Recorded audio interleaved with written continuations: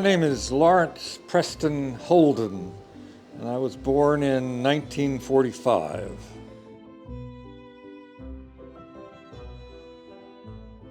Where did I grow up? Mostly in Texas, near Fort Worth. Were your parents artists themselves? No, not Did- at all. No. Did you do art as a child? I did, Yeah. yeah, I drew. They encouraged you to do it? Uh, they let me do it. They didn't discourage? They were just tolerant, yeah. Well, I moved up here to Rabun County in 2000. Did you like it here at first? Or? Oh, well, yes.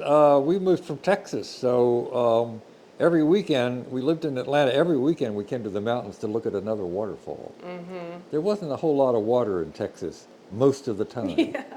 And then when there was water, there was a lot. Yeah. The monsoons. So yeah, we couldn't get over. We went to every weekend during the summer. We just went to another waterfall. Yeah. Stand there in front of it and just. What did the Appalachian Mountains mean to you? Well, they mean a great deal of history that goes back 300 million years. Water, nature, resilience, creativity. You see it all around you in the natural world here. Do you feel like this place has influenced your work or life philosophy at all? It really influenced my work because my work always was tended to get its inspiration from the natural world, natural rhythms and patterns and patternings. And so Mary Hammage's vision, which included the sacred geometry of the golden section, fit right in to where I was headed anyway. So, but really enriched it. So a lot of the work I've done over the last 40 some odd years have been in response to my residencies here at the Hambridge. So. What's your medium? I'm a painter, which means watercolor and gouache and oils and acrylics. Have you seen changes in the region over time, just like culturally and artistically since you've been here? Well, when I first started coming here, land around here was $700 an acre. It's now over $20,000 an acre. So that's a huge change, and it has made a huge change in the culture around, Local people have a hard time staying here. Yeah. The people I have known who've been here for generations, they often have between 3 and 7 jobs in order to make it be able to stay here. So Yeah. so and it's a continuing gentrification that is too bad. But in this valley, there are 2 landowners, the Hambridge Center and the Grice property, which is down where I have kind of kept it from developing into what it could be developed into, which is resorts and. An Airbnb on every corner. Yeah. So you bring in the corn from local farmers, right? Right. That's the purpose of the place, and then we grind it on this old mill that was store bought. I mean, out of a catalog in the late '40s, the 1950s Meadows mill with a 16-inch stones in it. It runs at about 700 RPM, and when we have a good amount of water, we can probably run 4 or 5 bushels an hour. They're flint granite stones, but even corn will grind them down. So occasionally the stones have to be redressed. They don't really need it since the corn we've been grinding is mostly not this heirloom local. We have a pick and we just roughen the surface. Yeah, I'm looking forward to doing that with the volunteers. I know, I can't wait to come and watch and see how it's done. It's a 2 or 3 day process. Probably takes us about 2 or 3 hours to take it apart. Mm-hmm. And some of it's quite heavy. Some of the pieces probably weigh 300 pounds. Oh yeah, of course. So, moving those around takes a little bit of care and, and some leverage and that sort of thing. And then it takes about maybe 2 or 3 hours to dress one stone. And then putting it back together always takes longer than taking something apart. Yeah. So, do you have to recalibrate?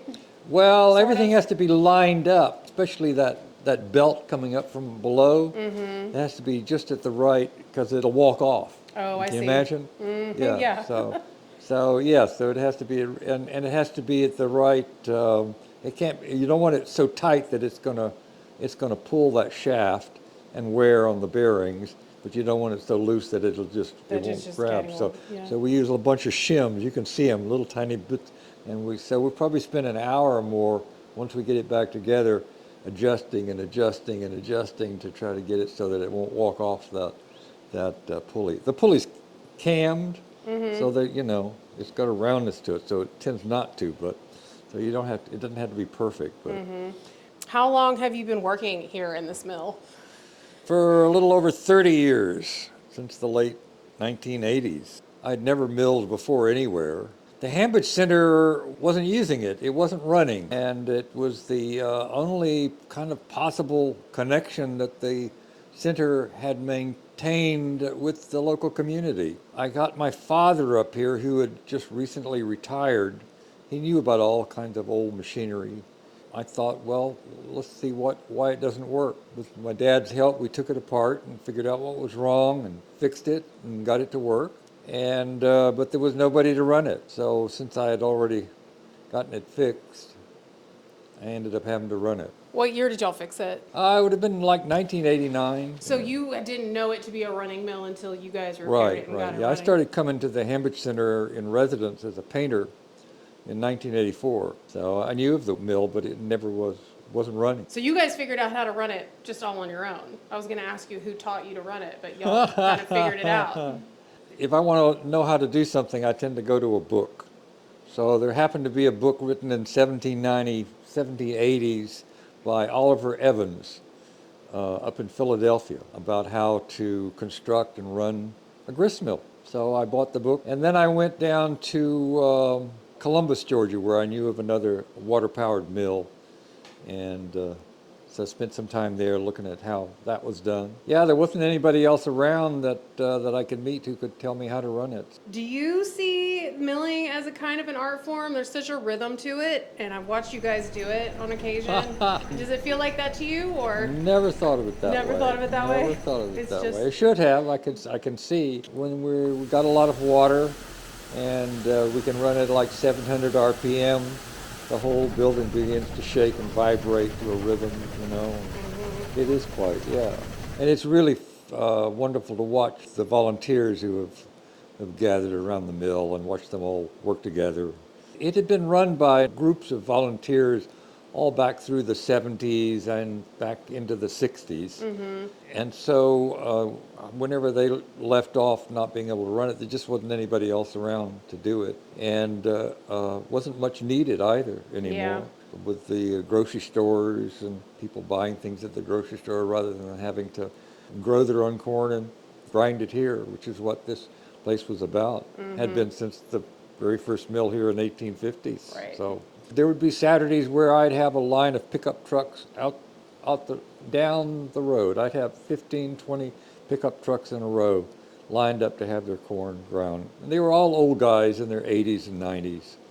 And it was great. Were they just milling for their personal use? Yes, yeah. This mill was followed the previous mill that was here. And the previous mill, the floor fell through in the 1930s, the old guys told me. Broke the stones. And it was Mary Hambidge that rebuilt it in the mid-1940s. And she commissioned a very well-known firm of architects in Atlanta, probably the same people who designed the weave shed. I've seen the drawings. They're quite beautiful. She handed it to the workers who were around here, the hoppers and some of the other folks around here, and they looked at the plan, and they came down here and they built what they knew how to build. What was the center like when you first got here? It was a wonderful, wonderful experience because it offered a sanctuary and a retreat, and they fed you every night, Yeah. which was really, really nice. And the being close to nature, the cabins were all surrounded by lots of woods and great conviviality among all the residents who were here. So it was a great, great retreat. It's a good place. I'm amazed that it's still going and vital. Yeah, I haven't been in residence in over 25 years. The last time I was, in residence was I think 1999. It's just richer than it was. The experience that they provide for the artists and writers, et cetera, is just richer That's good. than it was That's back really in my day. And I'm sure you've seen so many artists come and go. Do you have Yeah, I any sure that have. stick out? Myself, I suppose. Yeah. Yeah, most of all. Yeah, because it really turned my artistic life around 180 degrees. So it was really, and I noticed, I watched that happen to other people as well. If you could pass something on to younger artists or craftspeople, what would it be? Whoa. Well, it's really hard to come up with something. I've lived a good amount of years and have experienced lots of advice that I couldn't understand or appreciate when I heard it, and couldn't remember it when I perhaps later needed it. And most advice comes out of somebody's inner experience, which is really theirs, and they deserve to have it. And when they pass it on to younger folks, it's not a gift that really can be given. What does art mean to you at this point in your life? It allows me to appreciate and understand how life works, both the human and the more than human. I need it for understanding.